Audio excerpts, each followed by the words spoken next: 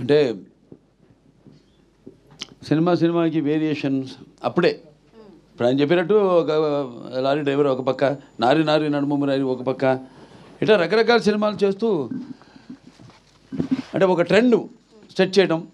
అంటే ఫస్ట్ అసలు చలనచిత్ర పరిశ్రమలో, ఈ భారత చలనచిత్ర పరిశ్రమలో ఒక కమర్షియల్ ట్రెండ్ సెట్ చేసింది ముందుగా నాకు ధన్యమైన జన్మనిచ్చి నన్ను అందరి గుండెల్లో ఆయన ప్రతిరూపంగా నిలిపిన యుగపురుషుడు. అలాగే విశ్వానికే నటన ఎలా ఉంటుందో చూపించిన నా తండ్రి, నా గురువు, నా దైవం, కారణ జన్ముడైన నందమూరి తారక రామారావు గారు.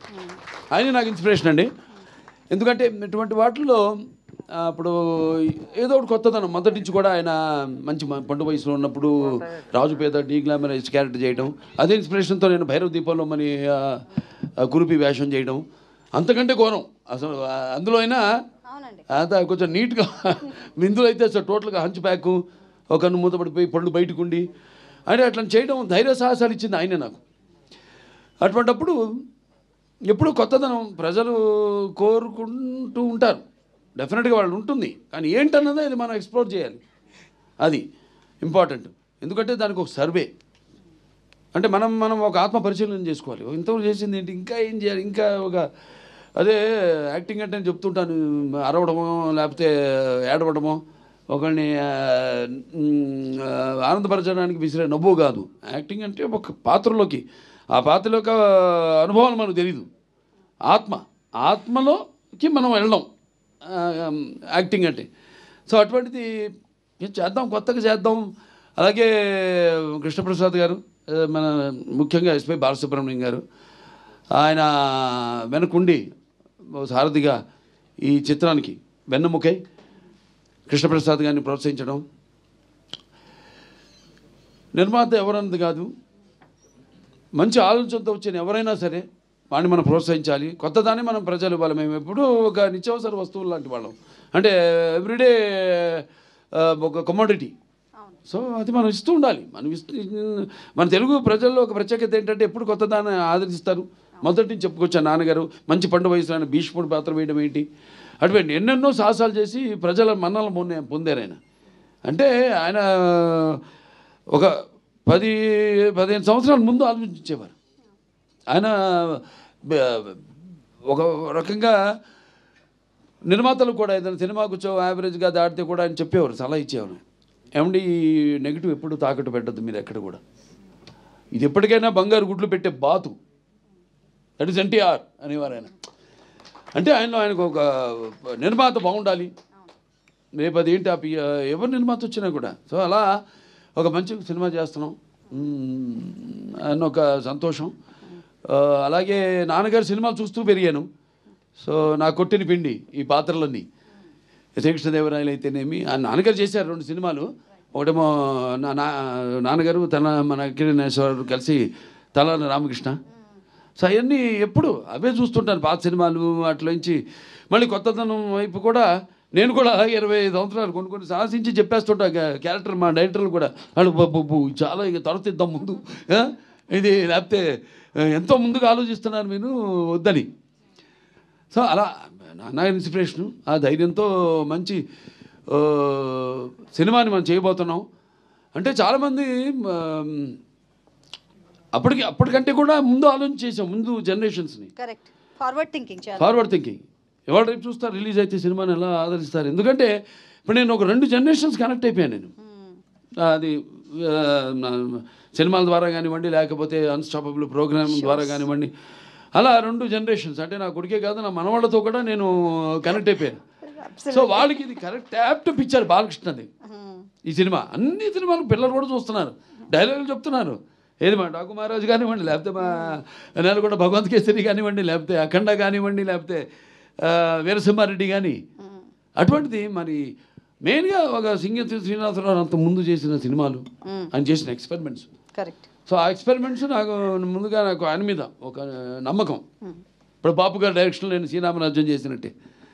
ఎందుకంటే బాపు గారు లేకపోతే ఆ సినిమాని చేసి ఉండేవాడిని కాదు. అలాగే ఇప్పుడు సింగతి శ్రీనివాసరావు ఆయన చేసిన సినిమాలు, రకరకాల సినిమాలు, అవన్నీ నెమరేసుకుని బాగుంటుంది, వెరైటీగా ఉంటుంది, చాలా బాగుంటుందో మంచి సినిమాని మనం ఇవ్వబోతున్నాం. ఇప్పుడు అంటాను, ఇప్పుడు చాలామంది పద్మభూషణ్ వస్తే మీకు కొంచెం లేట్గా ఇచ్చారనుకుంటా అంటే కాదు కరెక్ట్ టైంకి వచ్చింది నాకంటే. ఎందుకంటే మళ్ళీ ఒక మామూలు సెకండ్ ఇన్నింగ్స్ అంటూ ఉంటారు మన ఇండస్ట్రీలో, అది ఆ పదం మన వంట పట్టదు.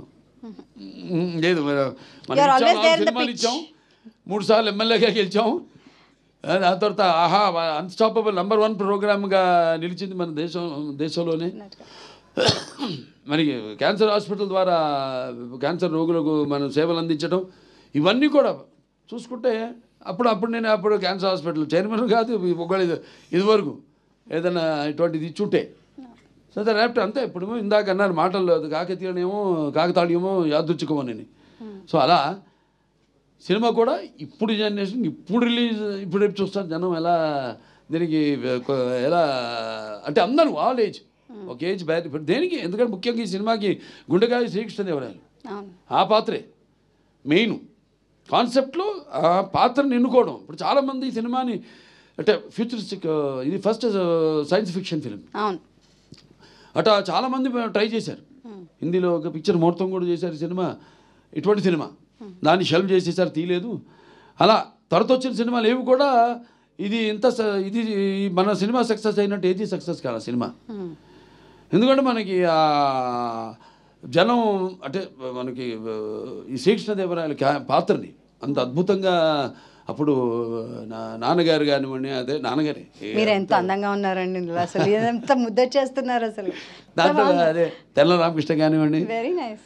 సో భాష మెయిన్గా పిల్లలకి ఇప్పుడు తింటోంది మేకతోక మేకతోక మేకతోక మేకతోక మేకతోక ఇట్లాంటి భాష మీద కూడా ఇప్పుడు ఎలా అంటే మన భాష మీద ఇంట్రెస్ట్ పుట్టిస్తాం కలిగిస్తాం అంటే అట్లా అని కాదు నేను చెప్పేది. ఇప్పుడు నేను చెప్పిన సినిమాలు అన్ని డైలాగులు కూడా చిన్న చిన్న పిల్లలు కూడా చెప్తున్నారు. అట్ట కాకుండా బాగా ఇంకా దానికి యాప్ట్గా అంటే నేను అనేది విజువల్స్గా ఒక కాన్సెప్ట్గా కూడా ఇప్పుడు యూత్కి అంటే ఆ తర్వాత నెక్స్ట్ జనరేషన్ ఇది మామూలుగా టీవీలో చూసిన వాళ్ళని కాకుండా లేకపోతే ఈ ఓటీటీలో చూసిన వాళ్ళని కాకుండా ఓటీటీ లేదు టీవీలో అలాగే ఇప్పుడు రేపు పెద్ద సినిమా చూస్తారు April 4th ఎలా ఉంటుందో బ్రహ్మాండంగా ఉంటుంది. అండ్ ఇళయరాజా గారి సంగీతం ఇందులో, అండ్ దీంట్లో చేసిన నటీనటులు ఎంతో మంది ఉన్నారు. ఇన్ఫాక్ట్ ముంబై నుంచి అప్పట్లో అదేంటి అమరేష్ పూరి గారు, టీను ఆనంద్ గారిని తీసుకొచ్చారు. అలాగే ఏదో బాబుమోహన్ గారు ఉన్నారు, దాంట్లో ఇంకా చలపతిరావు గారు ఉన్నారు, భరణి గారు ఉన్నారు, అన్నపూర్ణమ్మ గారు ఉన్నారు, అన్నపూర్ణమ్మ గారు, మోహిని హీరోయిన్. అప్పుడు పుస్తకం తెచ్చుకుని చదువుకుంటుండేది. ఏంటమ్మా పుస్తకం తెచ్చి చదువుకుంటున్నా అంటే ఎగ్జామ్ ఏది ఇప్పుడు 11th మెట్రిక్ అనుకుంటా +1 అలా తరుణ్ ఉన్నారు, చిన్న పిల్లాడు రాశి, చిన్న చిన్న పిల్లలు వాళ్ళు చాలా మంది నటీనటులు. అండ్ సంగీతం ఇళయరాజా గారి సంగీతం మాస్టర్ ఇళయరాజా గారు. అలాగే ఈ సెంచరీలు కొట్టి పిక్చర్ ట్రైలర్లు కూడా పెట్టడం ముందు అదే సార్ పాటకి మీరే నిర్వచనం.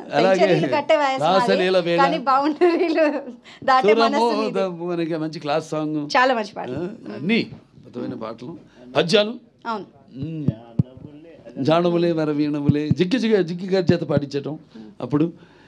అలాగే అయ్యాన్ని పాత సినిమాలు ఆయనే గుర్తుకొస్తూ ఉంటాయి. అంటే నాన్నగారు రాజేశ్వరరావు చేసే రామకృష్ణ అయితేనేమి, మహామంత్రి తిమ్మరసు, అవన్నీ చూస్తూ పెరిగాం. కాబట్టి నేను చెప్పిన ఒక పాత్రలోకి వెళ్ళినప్పుడు అంతే ఆ పాత్ర ఆవహిస్తుంది అంతే. అది పర్సనాలిటీలో నుంచి కూడా చూస్తుంటాడు తేడా. రెండింటికి కృష్ణదేవరాయలకి మామూలు కృష్ణకుమార్ పాత్రకి ఉన్న పర్సనాలిటీలో కూడా తేడా వచ్చేస్తుంది. అది ఆటోమేటిక్గా, అది నాకు తెలియదు. అది ఆ పాత్రల్లోకి వెళ్ళాకే ఆ పాత్ర మనం చేస్తుంది. నన్ను అంతే. ఒక నేలకొండ బలవంత్ కేసులు అయితేనేమి, లేకపోతే ఓ డాకు మహారాజ్ అయితేనేమి. సో ఎలా ఫీల్ అవుతున్నారు సార్ ఇప్పుడు? అంటే 30 ఏళ్ల తర్వాత April 4th ఇది రిలీజ్ అవుతోంది. ఇది ప్రీ రిలీజ్ ఫంక్షన్ అంట. ప్రీ రిలీజ్ కాదు, not re release, it's pre release. చిరస్థాయిగా మన చలనచిత్ర పరిశ్రమలో కొన్ని సినిమాల పేర్లు చెప్పుకుంటాం మొదటి నుంచి. మాయాబజార్ అనో, లేకపోతే మన నాన్నగారి సీతారామ కళ్యాణం, లేకపోతే శ్రీకృష్ణ పాండవ్యం, అలా కొన్ని సినిమాలు ఉన్నాయి. ఆ సినిమా కోవలో నిలిచిపోయే సినిమా ఆదిత్య 369. దీని సీక్వెల్ కూడా రెడీ అయిపోయింది, మొదలు పెట్టేస్తాం. ఇంకా మొదలు పెడితే అంతే నాకేంటంటే ఒకసారి మొదలుపెట్టేసి కృష్ణప్రసాద్ గారు కూడా ఆయన్ని ముఖ్యంగా మెచ్చుకోవాలి. ఎన్నో వ్యయప్రయాసాలు కూర్చి అసలు కాన్సెప్ట్ రావడం ఒక సినిమా, అంతకుముందు నిర్మాత అంతే ఆయన. శ్రీదేవి మూవీస్, అనిత అనిత గారు ప్రెజెన్స్, ఎస్పి బాలసుబ్రహ్మణ్యం గారు ప్రెజెన్స్, ఆవిడ నిర్మాత. ఆవిడ స్టేట్ బ్యాంక్ ఆఫ్, అది ఎంత ధైర్య సాధనలు అసలు, అంత అద్భుతమైన సింగిత శ్రీనివాసరావు. ఇప్పటికీ చూశారుగా 94 ఏళ్ళు ఎలా మాట్లాడుతున్నాను ఆయన. నన్ను అడుగుతుంటారు అప్పుడప్పుడు, ఏంటి బాబు ఎప్పుడు మొదలు పెడుతున్నా పార్ట్ 2 రెడీ డైరెక్ట్ చేసేయాలి అని. అండ్ ఈజ్ అప్డేటెడ్ వాటికి టెక్నిక్ అన్నిటికి కూడా ఈజ్ అప్డేటెడ్. వాడికి హ్యాట్స్ ఆఫ్. మొదలు పెట్టాలి తొందరగా, ఉంది కథ రెడీ. నేను ఆయన కూర్చొని అన్ని ఫైనలైజ్ చేసుకున్నాను. కానీ ఒక రాత్రిలో రెడీ చేసాం సబ్జెక్ట్ పార్ట్ 2. ఒక రాత్రికల్లా సబ్జెక్ట్ ఫైనలైజ్ అయిపోయింది, అంతా రెడీగా ఉంది. అది ఇంకా ఇప్పుడు ఉన్న టెక్నిక్ ఇప్పుడు చాలా నిజంగా వీళ్ళు మెచ్చుకోవాలి. ప్రసాద్ ఫిల్మ్ క్రాఫ్ట్స్ వాళ్ళని, కార్పొరేషన్ హ్యాట్స్ ఆఫ్. చాలామంది అతని నిద్రాహారాలు మాని ఒక మంచి సినిమా చేస్తున్నారు. టీం అన్నా అసలు వాళ్ళు ఒక 300 పైన, సుమారుగా 350 మంది అందరూ వాళ్ళు ఇది ఒక మంచి సినిమా చేస్తున్నాం మనం. చిరస్థాయిగా దీన్ని ఎలాగైనా నిలబెట్టాలి ఈ సినిమాని. చలనచిత్ర కేవలం మన తెలుగు చలనచిత్ర పరిశ్రమలోనే కాదు, భారత చలనచిత్ర పరిశ్రమ దీన్ని నిలబెట్టాలని అర్నిషాలు కష్టపడి ఒకే ఒక ప్రింట్ దొరికింది. అప్పుడు ఇదంతా లేదు, డిజిటలైజ్ చేయడం. తర్వాత 2006లోనో 2008లోనో వచ్చింది అప్పుడు అది. అప్పుడు మేము గ్రాఫిక్స్ ఎలా వాడలేదు, యూమాటిక్ టెక్నిక్ వాడాం. చాలా కొత్త ఇప్పుడు వాళ్ళకి నేర్చుకోవాలి, ఖర్చు చాలా తగ్గించుకోవాలి సినిమా అన్నది.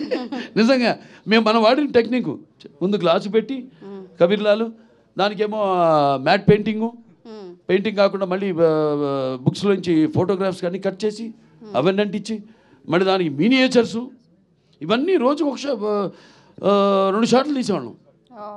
టాక్ డిస్మాంటిల్ చేసేసి అప్పుడు క్లోజప్స్, మిడ్ షాట్స్ తీసుకునేవాళ్ళం. చాలా అంటే చాలా 3 కెమెరామెన్లు దీనికి, శ్రీరామ్ గారు, అలాగే మన విఎస్ఆర్ స్వామి గారు. అందుకే ఆ తేడా కనపడుతుంది మనకి. అంటే కన్వెన్షనల్ ఫోటోగ్రఫీ, దాని తర్వాత లేటెస్ట్ బౌన్స్ ఫోటోగ్రఫీ ఏదైతే శ్రీరాము, పిసి శ్రీరాము, లేకపోతే కబీర్లాల్ గారు వాడారు, అద్భుతం. సో 4th ఏప్రిల్ అందరినీ ఒకసారి మరోసారి మీ పిల్లలతో అందరితో వచ్చి చూడాలని మీరే చెప్పాలి అందరికి. బికాజ్ యు ఆర్ చూస్తారు, మీరే భుజం మీద అంత కాన్ఫిడెన్స్ నాకు. ఎందుకంటే ఇప్పుడు అప్పట్లో చేసాం, అది నేను చెప్పినట్టు చిరస్థాయిగా ఉండిపోయే సినిమా ఇది ఖచ్చితంగా. ఇక ఎక్కడి నుంచి ఇక ఈ సినిమా చూస్తూనే ఉంటారు, ఇక జనరేషన్స్ టు జనరేషన్స్, వచ్చే జనరేషన్స్ టు జనరేషన్స్, నిర్విరామంగా ఫర్ ఎవర్. అంతే చాలా ఎంతో కష్టపడ్డారు. అందరికీ నా అభినందనలు తెలియజేసుకుంటా, కృతజ్ఞతలు తెలియజేసుకుంటాను.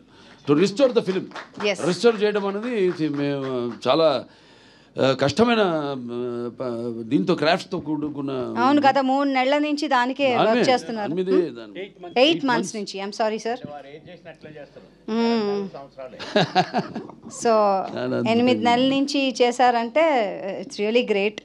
మళ్ళీ ఇది తెలియదండి, రీబార్న్ అన్నట్టే చెప్పాలంటే. ఈ సినిమా గురించి ఇప్పుడు తెలుస్తుంది. అప్పుడు కొంతమంది చూశారు కానీ ఎవడు చేసినా కూడా ఎవడు అది కాల అనుకున్నంత వరకే, అంతేగాని ఏది జరగల ప్రాక్టికల్గా. ఇక ఈ సినిమా ఇవాళ మాట్లాడుకుంటారు మొత్తం మన ఇండియన్ ఫిలిం కమ్యూనిటీ మొత్తం కూడా ఈ సినిమా గురించి మాట్లాడుకుంటుంది ఇప్పుడు రిలీజ్ అయ్యాక సినిమా గురించి. ఖచ్చితంగా no doubt about it. Telugu వాళ్ళ గొప్పతనం, మన వాళ్ళ తెలుగు వాళ్ళ ముందు చూపు, ఖచ్చితంగా forward thinking. Thank you so much అండి.